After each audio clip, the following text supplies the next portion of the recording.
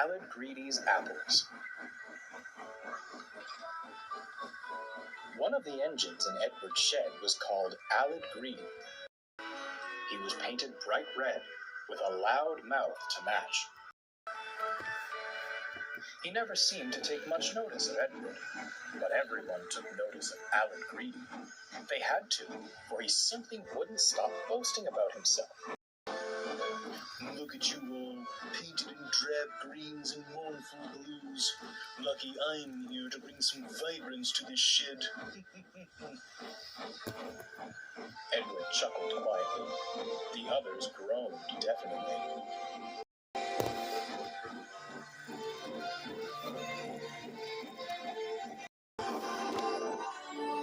One morning, Aled Greedy felt very pleased with himself.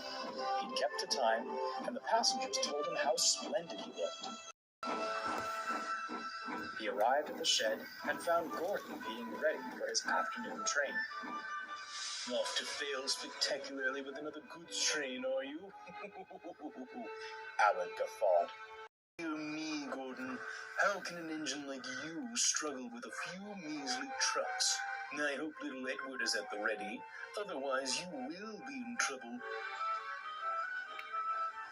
Edward gave a pitying look. Gordon harumphed and hissed away.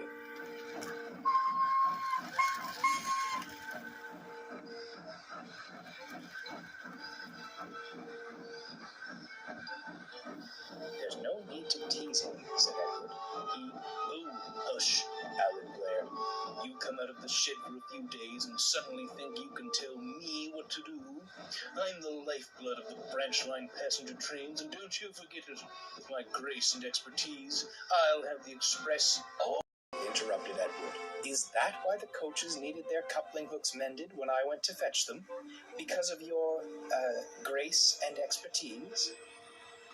Aled Greedy scowled, hid himself in a cloud of steam, and pretended to be asleep.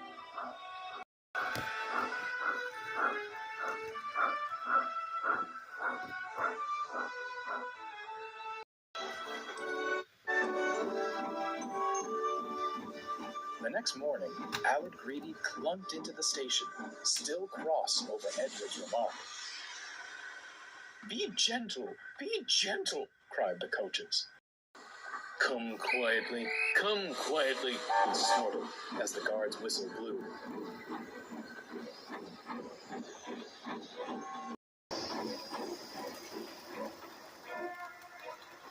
Silly little engine, he huffed. Now show him grace and expertise. Aled Greedy would show Edward something, just not what he'd hoped for. Along the branch line was a church with an orchard. The apple trees were well looked after to ensure their branches didn't obstruct the line. That morning, some of the church boys climbed a tree close to the railway. They thought they'd steal some apples while the vicar was preparing his Sunday sermon. Careful, John, said one. That branch doesn't look very sturdy. It's sturdy enough. Just you be ready to catch the apples. Soon, Aled Greedy came snorting along. He was still thinking what he'd say to Edward when they next met. Come along, he puffed. The boys saw him approaching.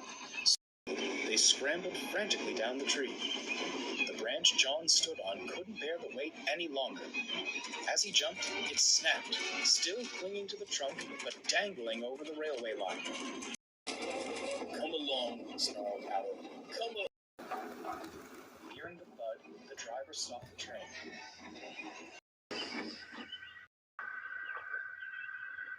When he and the firemen came around front, they laughed until they cried. That's one way for us to get some peace and quiet, eh? Cackled the fireman. Apples were stuck in Aled Greedy's teeth. They and the branch muffled his cries of indignation. Serves him right. All that boasting gave me a terrible headache, smirked the driver. All day, Aled Greedy traveled up and down the line. apples and the branch staying firmly in place.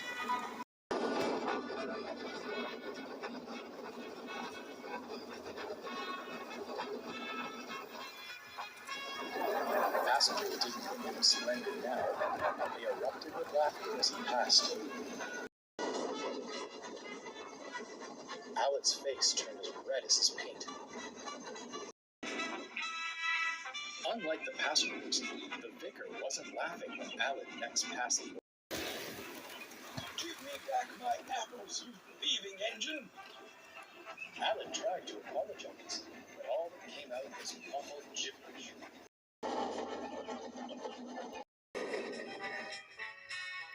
When the fat director visited the shed that night, he wasn't laughing either.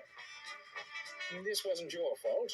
I have spoken with the vicar about keeping his church boys in line. However, I do not approve of the ruckus you've been causing. You will stay as you are. Perhaps a night of quiet reflection will set you straight. He spun on his heel and strode away. The other engine snickered. I say, little Edward, went Gordon, how does the old saying go? An apple a day keeps the director away. It seems several bushels couldn't keep him from Aled, chuckled Edward.